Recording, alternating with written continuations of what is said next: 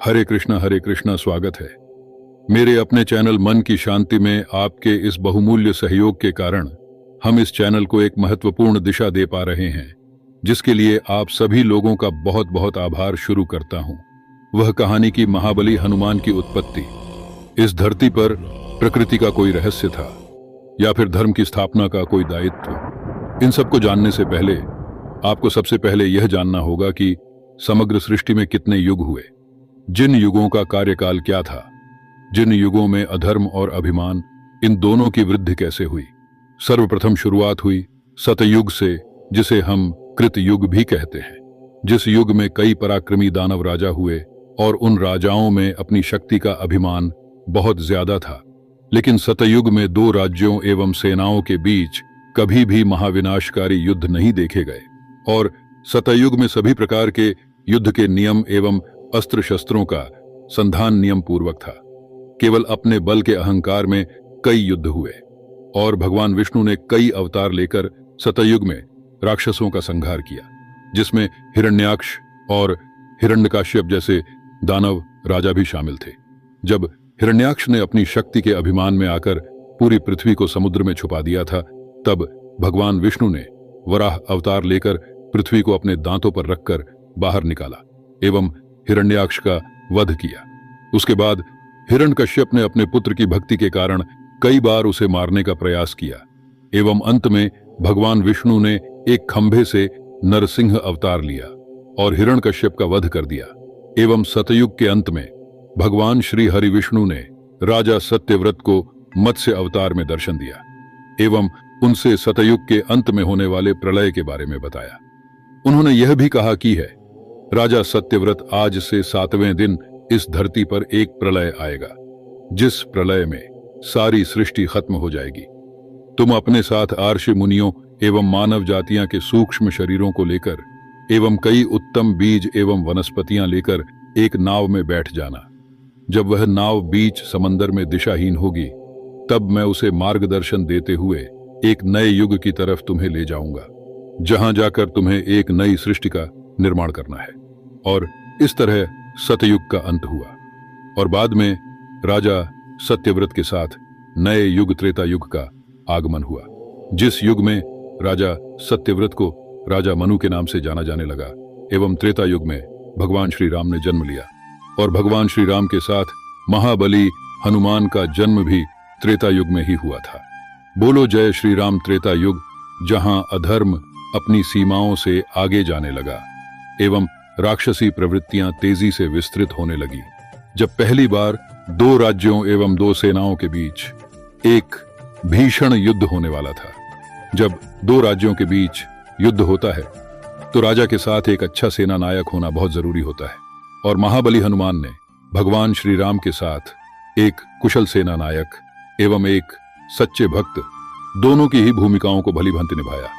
और त्रेता युग में जब भगवान श्री राम एवं राक्षस राज रावण का युद्ध हुआ, जिसमें महाबली हनुमान ने कई भूमिकाएं निभाई।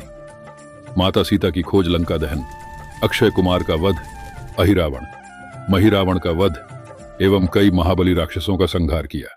भगवान श्री राम एवं लक्ष्मण को नागपाश से मुक्त कराया एवं लक्ष्मण जी को संजीवनी बूटी लाकर उन्हें एक नया जीवन दान दिया और भगवान श्री राम के द्वारा राक्षस राज रावण का वध हुआ और धर्म की जीत हुई। और त्रेता युग के अंत तक भगवान श्री राम की पूर्ण रूप से सेवा की एवं अपना जीवन उन्हें भक्ति भाव से समर्पित किया। एवं त्रेता युग के अंत में जब भगवान श्री राम ने जल समाधि ली एवं अपने साथ लक्ष्मण भरत शत्रुघ्न को ले जा रहे थे, तब उन्होंने महाबली हनुमान से एक आदेश दिया, जो आप पौराणिक कथाओं के अनुसार स्वयं देख लीजिए। हनुमान प्रभु, तुमने दीर्घ काल तक जीवित रहने की प्रतिज्ञा की थी। सो हे हरीश्वर, जब तक संसार में मेरी कथाओं का प्रचार रहे, तब तक तुम भी मेरी आज्ञा से धरती पर रहोगे। तुम कलयुग के अंत में होने वाली प्रलय तक रहकर मेरी कथा का प्रचार करोगे। जो आज्ञा प्रभु। हे पवन पुत्र, कलयुग में धर्म का केवल एक ही चरण रह जाएगा। अतः उस समय भक्तों को तुम्हारी सहायता की विशेष आवश्यकता होगी, क्योंकि कलयुग में केवल हरि नाम कीर्तन ही मोक्ष का सुलभ मार्ग होगा। यह धर्म की सुरक्षा का दायित्व ही था जिसे महाबली हनुमान ने त्रेता युग के अंत तक अपनी पूर्ण आस्था से निभाया। और जब त्रेता युग का अंत हुआ और एक नए युग का प्रारंभ हुआ, जिस युग का नाम था द्वापर युग, जिसे हम भगवान श्री कृष्ण का युग कहते हैं। बोलो हरे कृष्णा हरे कृष्णा। द्वापर युग एक ऐसा युग जिस युग में अधर्म अपनी सारी सीमाओं को पार कर चुका था, जिसमें सत्ता के लालच में कई राजनीतियां हुई, एक स्त्री को निर्वस्त्र किया गया एवं धर्म को हानि पहुंचाई गई, और अंत में द्वापर युग का सबसे विनाशकारी युद्ध हुआ, जिसे हम महाभारत का युद्ध कहते हैं, जो कि 18 दिनों तक चला था।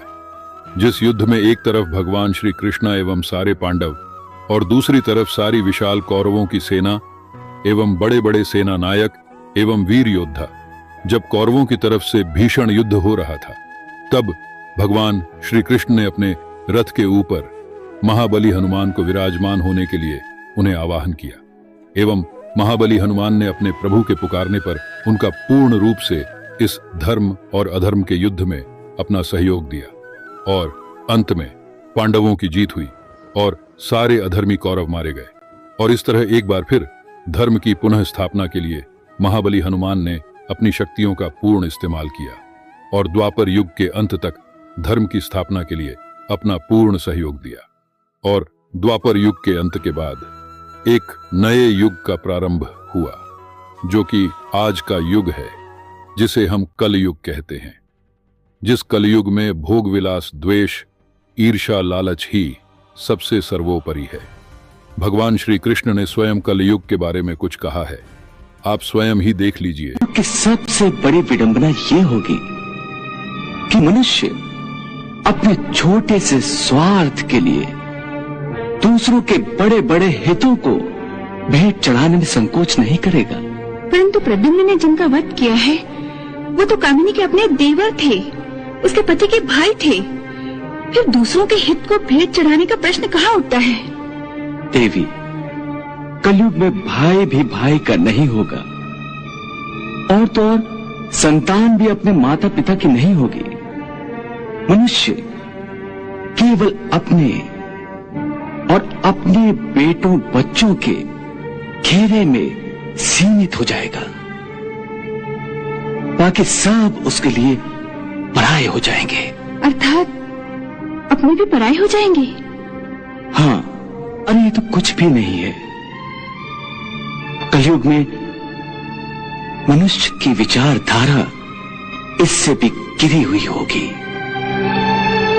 मनुष्य दूसरों के दुख में अपना सुख ढूंढेगा, अपने परिवार का पेट पालने के लिए दूसरों की हत्या करने में भी उसे कोई ग्लानि, कोई पश्चाताप नहीं होगा। दूसरों के रक्त में सनी हुई रोटी वो स्वयं भी खाएगा और अपनी संतान को भी खिलाएगा। भगवान, कलयुग की मानव का इतना भयानक चित्र मत दिखाइए मुझे। कलयुग के अंत में जब पाप एवं अधर्म अपनी सारी सीमाओं को पार कर जाएगा, तब भगवान श्री हरि विष्णु के कल के अवतार की उत्पत्ति होगी और सारे अधर्मी एवं दुराचारियों का अंत होगा। और जिस संघार में महाबली हनुमान जी भी अपना पूर्ण सहयोग करेंगे और इस धरती को अधर्मियों से मुक्त करेंगे एवं पुण्य धर्म की स्थापना होगी, और इस तरह कलयुग का अंत होगा एवं महाबली हनुमान के जीवन का कार्यकाल भी समाप्त होगा और एक नए युग का आरंभ होगा, जिसे हम पुण्य सतयुग के नाम से जानेंगे। बोलो जय श्री हरि विष्णु, जय श्री राम, हरे कृष्णा